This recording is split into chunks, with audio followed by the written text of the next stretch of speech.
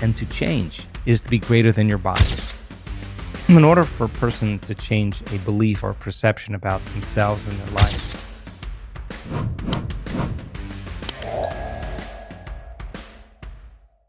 I was doing some research recently about why people change their beliefs and why they don't change their beliefs. And some beliefs they're more susceptible to take on. Some information they're susceptible to take on. One of the things I read about was when they believe the source. Another thing I read about was when it's good news. So in studies where they say to someone, you're more attractive according to the public than you believed, they're likely to shift rather than finding out they're less attractive. And also things like health. You're more healthy than you thought you were genetically. They're more likely to shift a belief. The nature of our beliefs and the nature of belief change. I was writing in my book about how looking in the mirror and telling yourself something, like some of the sort of modern day manifestation community believe, doesn't seem to work. Just looking in the mirror and telling myself that I'm beautiful and rich and successful and powerful doesn't seem to be an effective way to cause actual belief change. Do you agree or disagree with this idea that you can look in the mirror and say something to yourself?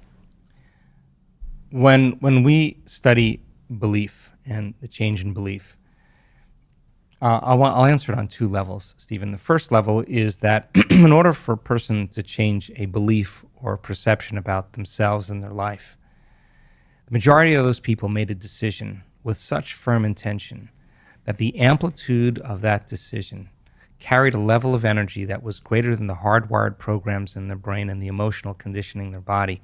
As I said earlier, their body literally responded to their mind.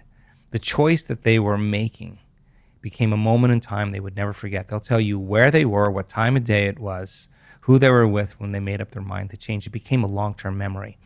And the stronger the emotion we feel, the more altered we are inside of us, the more we remember that choice. That's why we need pain sometimes.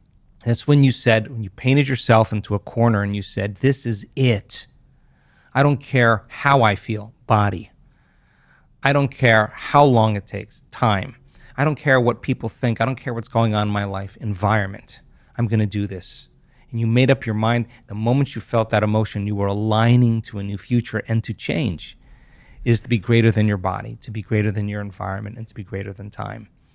And so when a person comes out of the resting state, because your body is trillions of cells, 70 trillion cells, and they're all spying on your brain.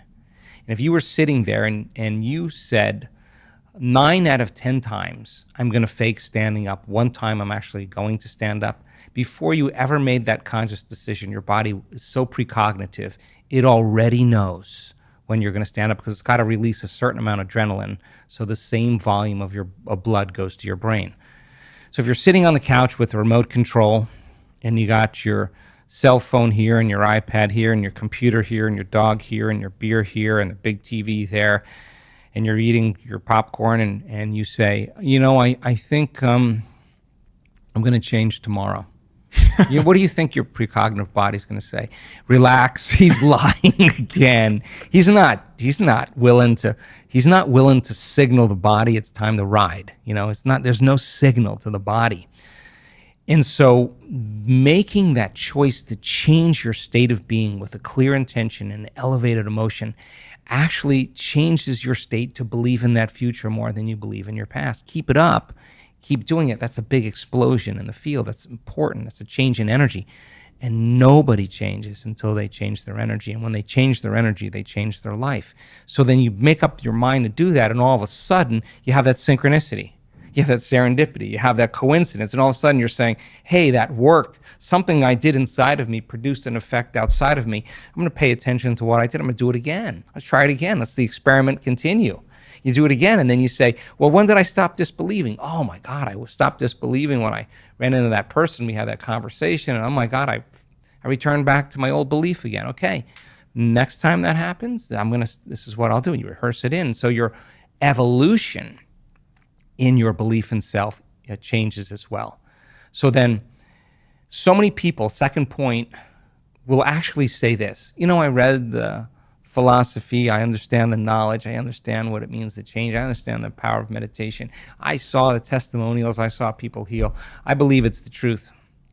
I just didn't believe it could work for me. This is a big moment. This is a moment where you step out of the bleachers and you got to get on the playing field. That's the person who says, if this works, and I believe it works, I got to prove it to myself. I got to actually prove it to myself that I believe that it could work for me. And some of them show up every day for a year and never miss their work, never miss their meditation. A whole year in changing from the old self to the new self. They were doing their meditations to change, not to heal. They were doing their meditations to change, and when they changed, they healed. They did their meditations sometimes 3 times a day because they stopped believing. They start disbelieving, and they were like, I defaulted. Why? Because I'm feeling the emotion of my past. Some stray thought, some response to someone or something caused me to feel it, and I forgot. I'm back to the emotion that's familiar, and I can't believe in that future. I'm believing in my past. Let me sit down and change my state of being again and get up believing in my future again. And sometimes they had to do it 3 times in one day. And when they understood that's the environment that signals the gene, that's epigenetics, and the end product of an experience in the environment is an emotion, and it is, you could actually signal genes ahead of the environment by changing your emotional state. They were doing it with that intention.